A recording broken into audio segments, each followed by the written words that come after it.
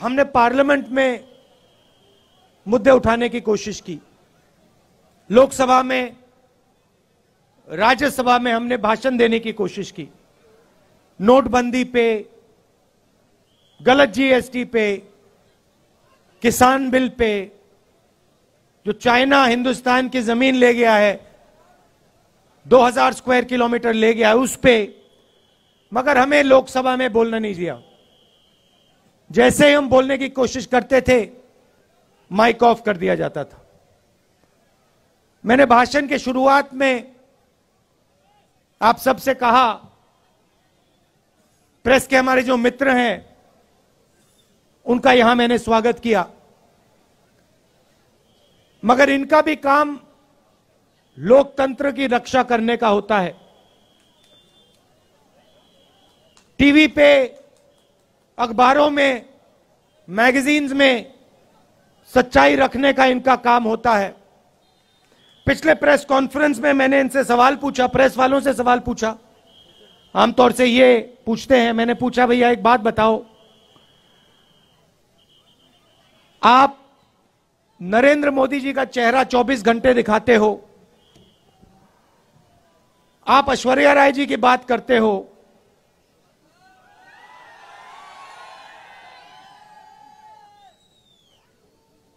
अक्षय कुमार की बात रखते हो, आप महंगाई की बात क्यों नहीं रखते हो? आप बेरोजगारी की बात क्यों नहीं रखते हो? जो जम्मू कश्मीर में गरीब लोगों से उनकी जमीन जो छीनी जा रही है, वो हमें मीडिया में क्यों नहीं दिखाई देता?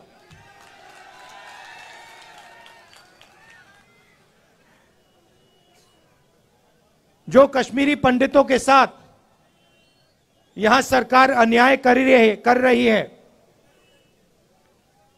आज सुबह मेरे से मिलने एक डेलीगेशन आया और उन्होंने अपनी बात रखी। मैं हैरान हो गया। उन्होंने कहा, और मैं मीडिया के सामने ये कहना चाहता हूं, उन्होंने मुझसे कहा कि जब उनका डेलीगेशन लेफ्टिनेंट गवर्नर के पास गया तो लेफ्टिनेंट गवर्नर ने उनसे कहा कि तुम्हें भीख नहीं मांगनी चाहिए। यह देखिए, लेफ्टिनेंट गवर्नर ने कश्मीरी पंडितों के डेलीगेशन को कहा कि आपको भीख नहीं मांगनी चाहिए। लेफ्टिनेंट गवर्नर जी, ये भीख नहीं मांग रहे हैं, ये अपना हक मांग रहे हैं। और अगर आपको कुछ करना चाहिए तो आपको इनसे माफी मांगनी चाहिए।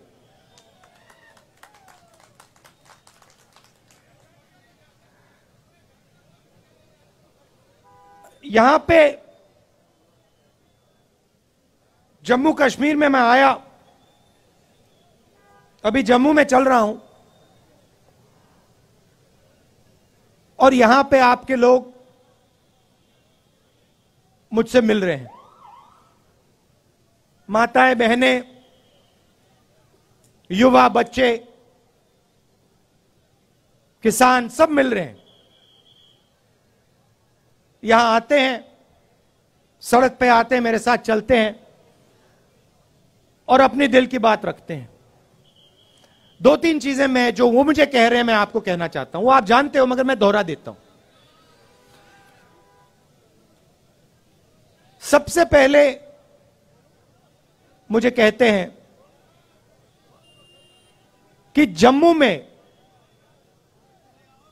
जो पहले, अभी आता हूं, बेरोजगारी के बारे में बोलता हूं, कहते हैं कि जो पहले जम्मू के लोग व्यापार करते थे,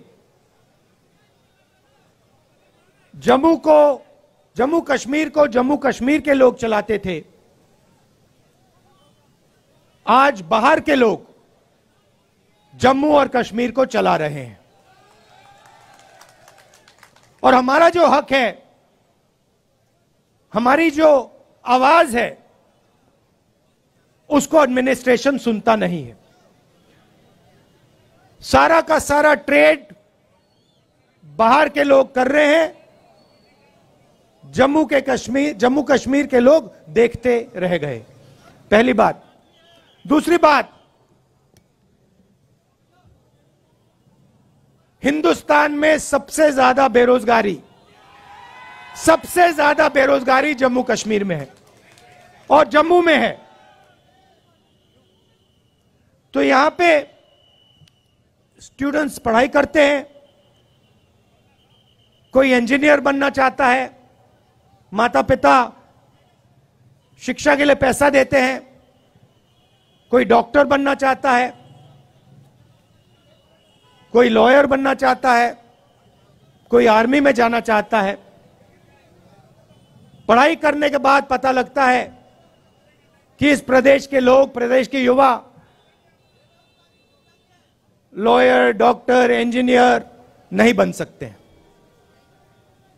पहले एक और रास्ता था, आर्मी का रास्ता था, वो भी आज बंद कर दिया है। बीजेपी के लोग नई योजना लाए हैं, अग्निवीर योजना लाए हैं, और इनको जो आर्मी का इथोस है, इनको वो ही नहीं समझ आया। देखिए, किसी भी काम को सीखने में कम से कम 7-8 साल लगते हैं। सही बात है? सही? आप खाना पकाती हैं, आपको कितने साल लगे? खाना पकाने में, सीखने में कितने साल लगे आपको? 7-8 साल लगे? मतलब एक्सपर्ट आप 7-8 साल में बनी? नहीं। तो किसी भी काम में 7-8 साल लगते हैं। आर्मी जो है एक परिवार है। जो सेना लड़ती है, वो रिश्ते के बल पे लड़ती है। सैनिकों के बीच में जो रिश्ता होता है, उसके बल पे लड़ती है। वो रिश्ता 1-2 साल में बनता ही नहीं है। वो रिश्ता, उस रिश्ते को बनने के लिए, मजबूत होने के लिए कम से कम 7-8 साल लगते हैं। ये जो बीजेपी के लोग हैं, इनको ये बात समझ नहीं आई। ये सोचते हैं कि आर्मी की ट्रेनिंग 6 महीने में हो जाएगी, जो सीखना है वो 6 महीने में हो जाएगा। बिल्कुल नहीं। आर्मी में सालों लगते हैं एक सैनिक को तैयार करने के लिए। सालों लगते हैं उस सैनिक और दूसरे सैनिकों के बीच में रिश्ता बनाने के लिए। तो ये अग्निवीर योजना जो है, ये हिंदुस्तान की सेना को कमजोर करने की योजना है। और ये बेचारे जो हमारे आर्मी के लोग, ये कह नहीं सकते हैं, मगर मैं जानता हूं अगर इनसे पूछा जाए तो ये सारे के सारे कहेंगे कि ये अग्निवीर योजना के खिलाफ है, अग्निवीर योजना गलत है। तो वो रास्ता जो था वो भी बंद कर दिया इन लोगों ने। पहले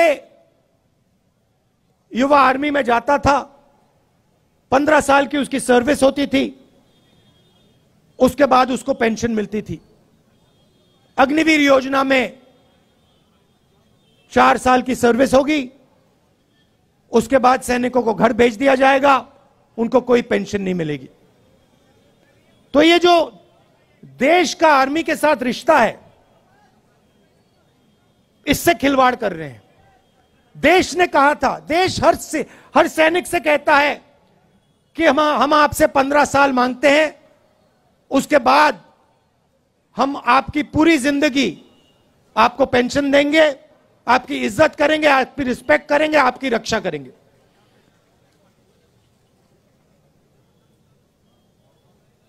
तो ये अग्निवीर योजना जो पहले युवाओं के लिए एक रास्ता था, ये भी इन्होंने बंद कर दिया। बेरोजगारी क्यों आ रही है?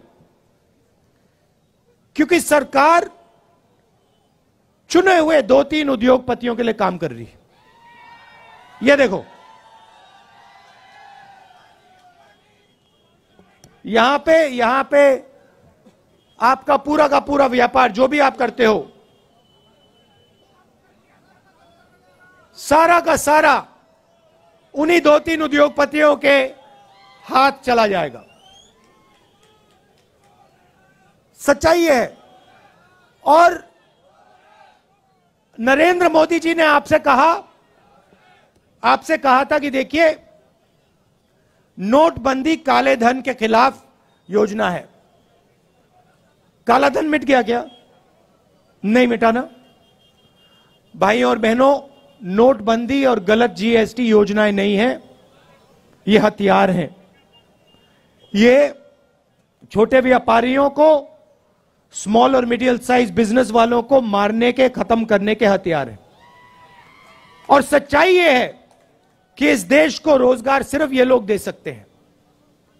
ये जो 2-3 बड़े उद्योगपति हैं, ये देश को रोजगार दे ही नहीं सकते। कितनी भी कोशिश कर लें, ये नहीं दे सकते हैं। तो इन्होंने क्या किया, नरेंद्र मोदी जी और बीजेपी ने क्या किया, जो हिंदुस्तान की रीढ़ की हड्डी है, जो रोजगार देने वाली रीढ़ की हड्डी है, छोटे व्यापारी, स्मॉल और मीडियम बिजनेस, इस रीढ़ की हड्डी को इन्होंने तोड़ दिया है। इसीलिए आज पूरे देश में, सिर्फ जम्मू कश्मीर में नहीं, पूरे देश में बेरोजगारी फैल रही है। आप दूसरा सवाल पूछोगे, महंगाई इतनी क्यों बढ़ रही है? वही कारण है। पूरा का पूरा धन हिंदुस्तान का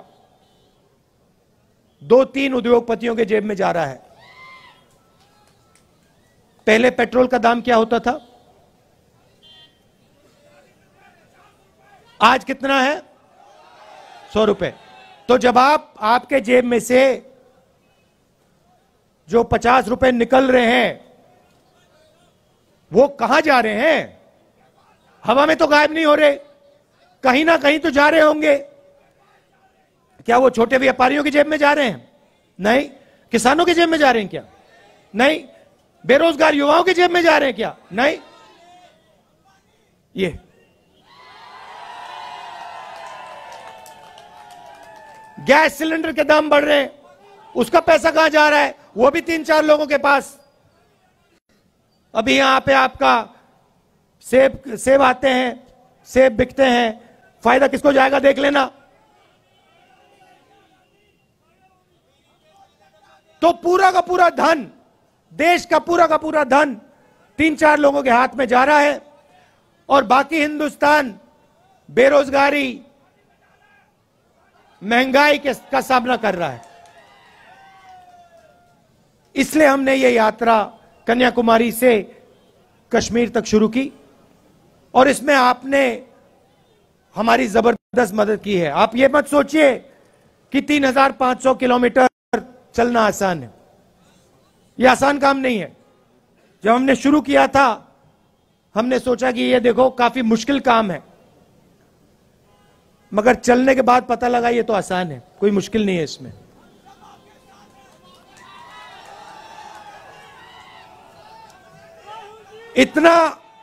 इतनी मदद आपने की हमारी, मैं आपको बता रहा हूं। सुबह हम उठते 5 बजे सुबह उठते थे। अब यहां पे सिक्योरिटी वालों ने कहा है कि 7 बजे निकलना है। मैं चाहता था 6 बजे निकल जाना चाहिए, मगर इन्होंने कहा नहीं 7 बजे निकलेंगे, चिट्ठी लिख दी, तो मैंने एक्सेप्ट कर ली बात। मगर हम निकलते थे सुबह, पूरा दिन चलते थे। 25-27 किलोमीटर बाद ऐसे लगता था कि पहला किलोमीटर चल रहे हैं, थकान ही नहीं होती थी बिल्कुल।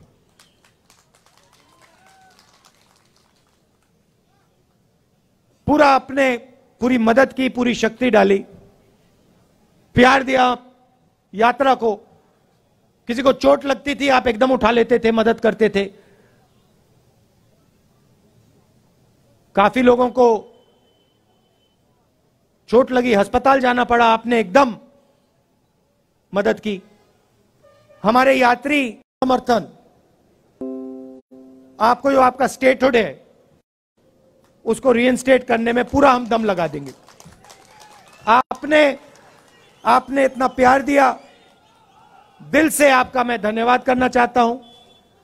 और अभी हम आपके साथ और चलेंगे, आपसे मिलेंगे। इसके लिए बहुत बहुत धन्यवाद।